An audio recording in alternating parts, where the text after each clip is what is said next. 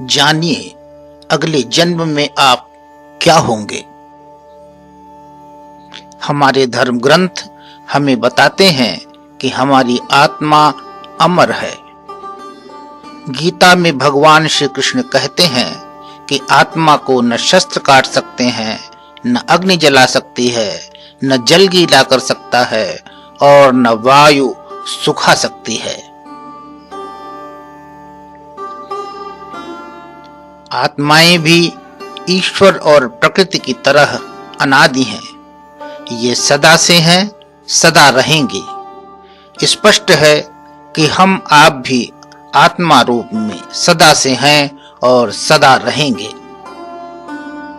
जब आत्मा शरीर धारण करती है तब इसे जन्म कहा जाता है।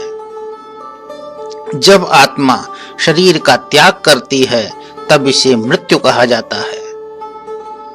हमारी आत्मा शरीर बदलती रहती है और हमारा जन्म मृत्यु का चक्र चलता रहता है। पुनः जन्म होना ही पुनर्जन्म है। क्या आप जानते हैं कि अगले जन्म में आपके क्या होने की संभावना है?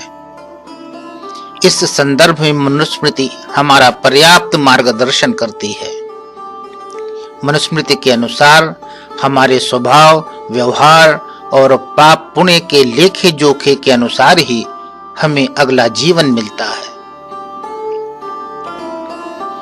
महर्षि मनु ने मनुष्यों को प्रवृत्ति के आधार पर 3 विभागों में बांटा है।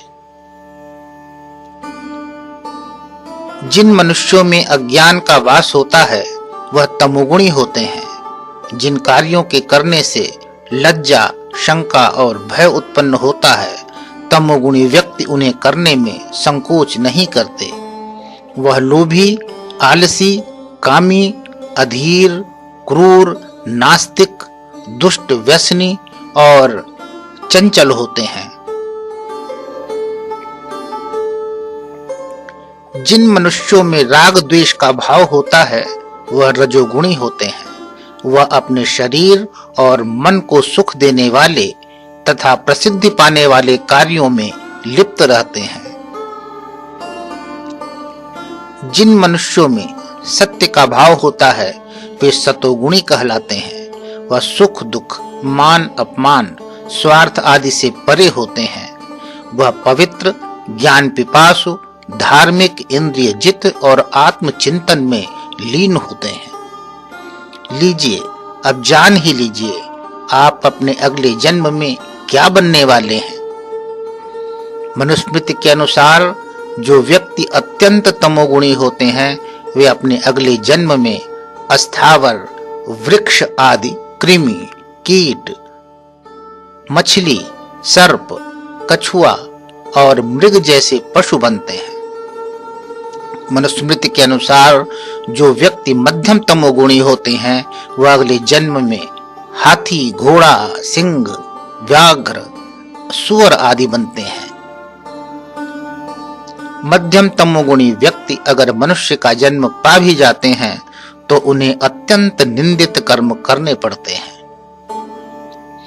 उत्तम तमोगुणी व्यक्ति का पुनर्जन्म सुंदर पक्षी के रूप में होता है। उत्तम तमोगुणी व्यक्ति यदि पुनर्जन्म पाकर मनुष्य बन भी जाता है तो वह दंभी, अपनी प्रशंसा आप करने वाला और अनाचारी होता है। अत्यंत रजोगुणी व्यक्तियों को अगले जन्म में शारीरिक और यांत्रिक क्षमता संबंधी कार्य करने होते हैं, जैसे शस्त्रधारी सैनिक, श्रमिक और किसान, नाविक और मल्लाह, नट और जिम्नास्ट।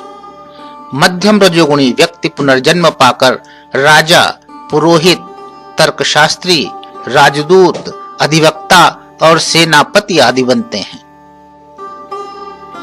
उत्तम रजोगुणी व्यक्ति पुनर्जन्म पाकर या तो गंधर्व, गायक गायिका बनते हैं या वादक, वह नर्तक बन सकते हैं।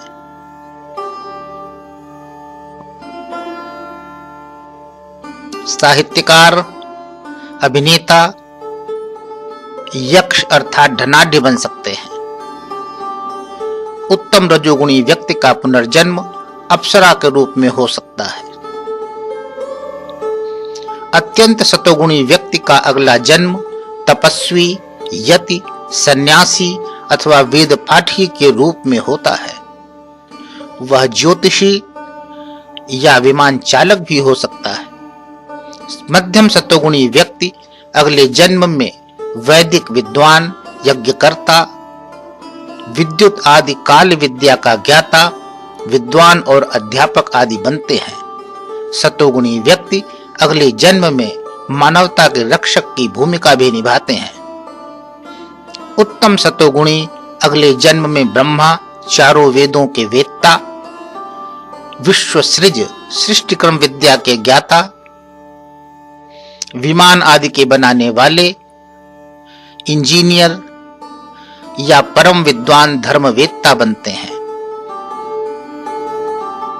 सात्विक, राजसी या तामसी किसी वृत्ति में न फंसकर जो व्यक्ति धर्म का पूर्ण पालन करते हैं और पाप का पूर्ण त्याग करते हैं, वह जन्म मृत्यु के चक्र से मुक्त होकर मोक्ष पाते हैं।